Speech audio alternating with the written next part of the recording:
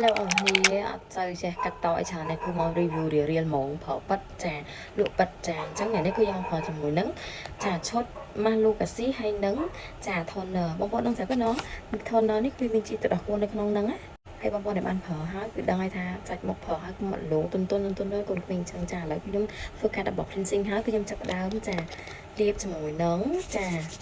ទឹក toner ហ្នឹងជាតបលើមុខមកមុនយើងបិទម៉ាស់យើងប្រើទឹក toner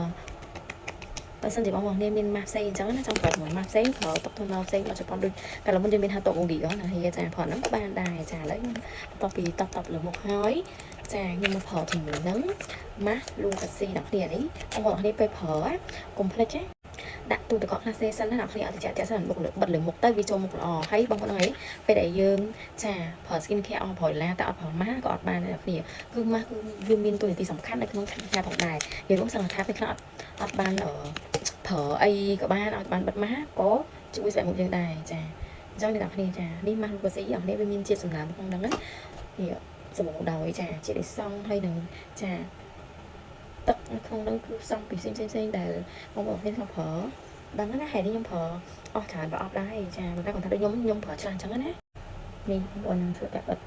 វារួមទៅប្រើតទៅចង់បដ ாய் ណានេះពេលបិទអស់បកអលឿនអញ្ចឹង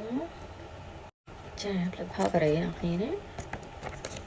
ហើយបាននេះស្បៃវាអ្នកគ្នានេះសាច់វាគឺថាអូយសបោដល់ជាតិអេស្តង់អ្នកគ្នានេះអូយអានសាអ្នកគ្នាហើយនេះចាំបន្ទាប់ពីយើងចាក់បិទម៉ាស់ហើយអ្នកគ្នាបើមានទឹកម៉ាស់ចំណែកទៀតយើងយកមកដាក់ទៀតនេះចាហើយតទៅដល់មកយើងធ្វើការធ្វើនេះធ្វើនោះឬក៏ទៅ5 នាទីឬកន្លះម៉ោងសិនមកចាំយើងប្រើជាមួយ skin care តែមកយើងទឹកណាអូខេអរគុណច្រើនបងអូនខ្ញុំសាកប្រើជាមួយនឹងឈុត Lucasi ម៉ាស់អ្នកនរគ្នាគឺជួយឲ្យមុខយើងសភ្លឺថ្លាជាងមុនហ្មងអ្នកគ្នាប្រើឲ្យបានរាល់ថ្ងៃមកអាទិត្យអូយថ្លៃហ្មងអរគុណ